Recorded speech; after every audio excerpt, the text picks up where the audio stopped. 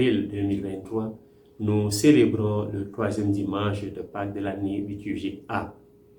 Dans l'évangile de Luc, nous avons 3 perles qui nous révèlent le visage et la nature de Dieu. Nous avons la première perle qui est l'évangile du bon samaritain. La deuxième perle, c'est l'évangile du Père miséricordieux. Et la troisième perle, c'est l'évangile des disciples d'Emmaüs qui est proposé aujourd'hui à notre méditation, que moi j'appellerai aussi l'évangile de la messe d'Emmaüs ou encore l'évangile de la destinée humaine.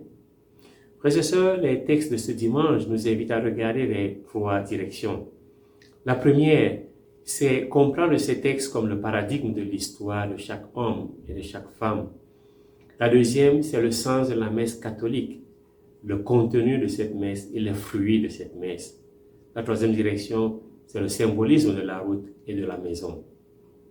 Commençons notre réflexion à travers cette première direction, le paradigme de l'histoire de chaque homme et de chaque femme.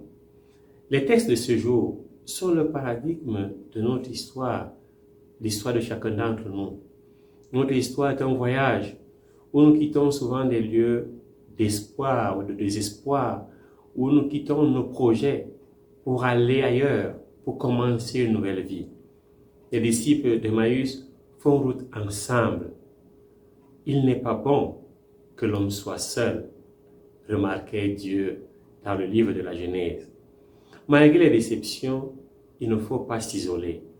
Il ne faut pas être solitaire. Il faut marcher avec l'autre, qui est l'os de mes os, la chair de ma chair, et partager avec lui la vérité de mon histoire, de ma vie. C'est alors que le Seigneur s'approchera de nous pour marcher avec nous, car il a dit là où 2 ou 3 sont réunis en mon nom, je suis au milieu d'eux. Un voyage qui révèle que l'homme est un homo viator, un homme pèlerin, comme le dit Gabriel Marcel. Un voyage entre un je et un tu, auquel s'adjoint rapidement un il pour aboutir à un nous. Et effectivement, Cléopas et son compagnon parlent de Jésus. Ils sont réunis au nom de Jésus. Et Jésus se fait proche d'eux et marche avec eux. Dieu marche toujours avec nous, mais parce que nos yeux sont fermés et nos cœurs sont remplis de tristesse, nous ne l'apercevons pas. Il n'y a que la parole pour réchauffer le cœur et l'Eucharistie pour ouvrir nos yeux. Parole et Eucharistie donnée par Jésus. Frères et sœurs, Dieu marche toujours avec nous. Ne restons pas trop à penser à nos problèmes, à nos déceptions, à nos désespoirs, car nous risquons de ne pas remarquer sa présence, ni celle de ses envoyés qui sont là pour nous accompagner, pour nous consoler. Par ailleurs, nous devons rejoindre aussi nos frères et cheminer avec eux pour les consoler, pour les réconforter à partir des paroles qui font consumer les déchets de désespoir, de déception et de désillusion qui sont dans nos cœurs, pour les conduire au lieu de la fraction du pain, pour ouvrir leurs yeux et les faire renaître, les ressusciter. Et après la fraction du pain, rentrer avec la communauté. Aller rencontrer toute la communauté. Dans le monde aujourd'hui, il est difficile de laisser un inconnu entrer dans nos vies pour nous consoler, car nous sommes tous immergés dans la tristesse, mais aussi et surtout dans l'indifférence et la peur de l'autre. Nous avons peur d'accueillir l'inconnu. D'autre part, lorsque nous entrons dans la vie des autres, lorsque les autres nous ouvrent la porte de leur cœur, ne semons pas la zizanie, mais apportons-leur consolation, paix et sérénité. Et pourtant, l'inconnu est un tu, un alter ego, un autre moi. N'ayons pas peur d'accueillir l'inconnu. Laissons-le entrer dans notre vie.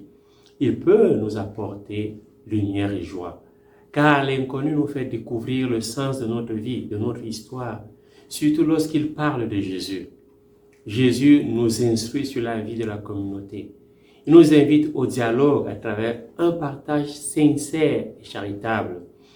Jésus est le « il » qui unit le « je » et le « tu ». Lorsque les yeux des 2 disciples s'ouvrent et reconnaissent le Seigneur, ils vont dire « notre cœur ».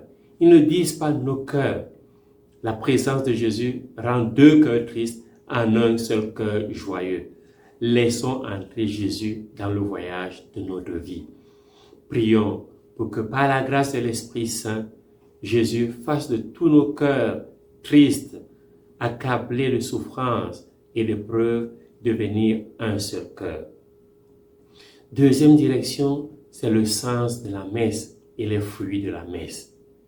Je pourrais appeler cette messe la messe qui va de Jérusalem à Emmaüs pour retourner à Jérusalem. La messe en 10 kilomètres. En moyenne, 10 kilomètres, c'est une durée de 2 heures. Peut-être cette distance indique la durée pour une messe. Mes frères et sœurs, ce qui est vrai, ce n'est pas la longueur ou la durée d'une messe, c'est plutôt les fruits de la messe, qui sont l'illumination du cœur, le réchauffement du cœur, l'ouverture des yeux à travers la méditation de la parole de Dieu et la fraction du pain, et surtout l'unité des cœurs.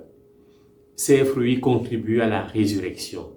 Luc dit qu'après l'exégèse de la parole, après l'explication de la parole et la fraction du pain, à l'instant même, les deux disciples se levèrent et retournèrent à Jérusalem.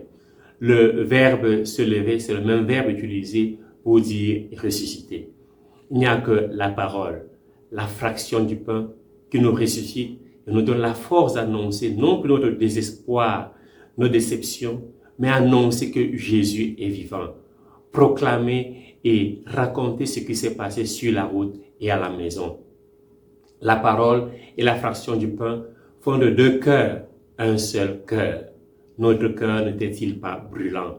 Deux personnes, au lieu de dire nos cœurs, mais ils disent notre cœur. Avec la fraction du pain et la parole, le cœur des disciples, les deux cœurs des disciples deviennent un seul cœur. En Jésus, nous devons mettre notre foi et notre espérance. Il est l'agneau sans tache et sans défaut, dont le sang précieux nous sauve. Face à la tristesse de nos cœurs, face à la tristesse de nos vies, lorsque la nuit tombe sur nos espoirs, il n'y a que Jésus pour nous relever. Il n'y a que Jésus pour nous ressusciter. Le voyage des disciples commence avec la tristesse. Il est en train de se conclure avec l'obscurité du soir. Mais tout n'est pas fini. La fraction du pain ouvre les yeux et relève. La célébration de la messe met fin à la tristesse. Avec la messe, même si l'obscurité de la nuit semble couvrir nos vies, l'Eucharistie nous remet debout. L'Eucharistie nous relève. Elle ranime et ravive notre espérance et nous pousse à aller de nouveau à Jérusalem, cité de la paix, cité de la joie, cité de la communauté. L'Eucharistie nous accompagne dans le voyage de la tristesse à la joie, à la paix du Christ. Elle fait de nous des pèlerins de la tristesse, pèlerins de déception, pour arriver à la destination de la vision du ressuscité. L'Eucharistie nous porte la terre au ciel, mais aussi l'Eucharistie rend présent le ciel dans notre terre des hommes. Avec l'Eucharistie, frères et sœurs, nous devenons des êtres célestes, des êtres divins. Et nous devons proclamer cette bonne nouvelle en disant vraiment le Seigneur est ressuscité. L'Eucharistie est une école où nous apprenons à annoncer, à proclamer que Jésus est vraiment ressuscité. Troisième direction, la route et la maison pour une communauté nouvelle. Frères et sœurs, notre lecture des textes de ce dimanche, c'est aussi d'une part la route où nous réfléchissons sur notre vie. La route symbolise nos activités, nos joies et espérances, nos tristesses et nos angoisses.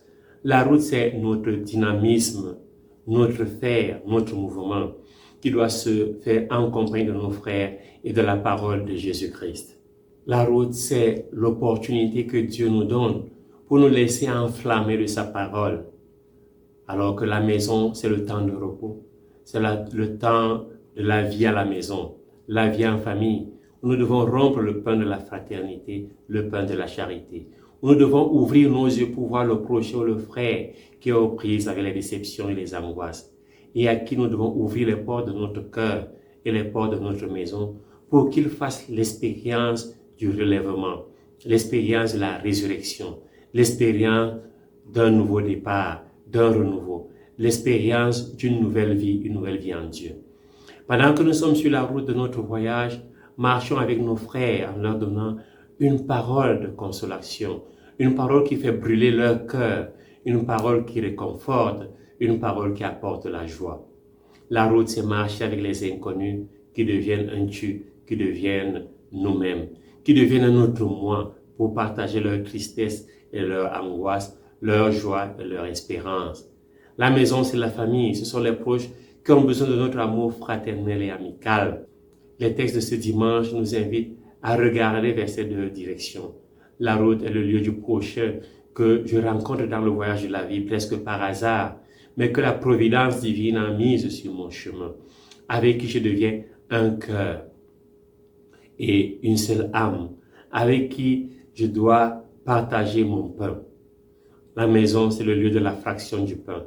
Ce sont ceux qui sont dans mon cercle familial, professionnel, ceux qui font partie du quotidien de ma vie. Peut-être ceux que j'ai rencontrés sur le chemin et qui font maintenant partie de mon cercle intime. Ceux avec qui je dois partager mon pain. Frères et sœurs, la nouvelle communauté est composée de la communauté de la route, de la communauté de la maison, de la grande communauté de ceux qui ont fait l'expérience du ressuscité. Un jour, un catéchiste demande à un groupe de jeunes qui se préparent à la confirmation quelle est la partie la plus importante de la messe. Certains ont répondu la consécration, d'autres ont dit la communion, d'autres encore ont dit la liturgie de la parole. Deux enfants qui n'avaient pas réagi furent interrogés. Le premier dit, la partie la plus importante de la messe, c'est celle qui te fait brûler le cœur, comme les disciples d'Emmaüs. Et le deuxième enfant, s'inspirant du même évangile, dit, la partie la plus importante est l'envoi. Quand la messe commence, quand elle se termine, quand nous sortons dans les rues pour aller faire et dire ce que les disciples d'Emmaüs ont dit. Nous avons reconnu le Seigneur dans la fraction du pain. Il est vraiment ressuscité. Il vit pour toujours et pour nous. Frères et sœurs, célébrer la résurrection, c'est célébrer la compagnie fraternelle. Une compagnie qui marche ensemble, une compagnie qui prie ensemble, une compagnie qui écoute la parole de Dieu ensemble et partage le pain. Une compagnie qui relève les frères infirmes et mendiants. Une compagnie qui annonce au monde, c'est vrai, le Seigneur est vraiment ressuscité. Celui qui prend part à la résurrection du Christ doit se mettre en route. La route de la victoire de la vie sur la mort. La route de la victoire du bien sur le mal. La route de la victoire de l'amour sur la haine. La route de la victoire de la charité sur la corruption. La route de la victoire de plusieurs cœurs qui deviennent un seul cœur. Bon dimanche, loué soit Jésus-Christ et que Dieu vous bénisse.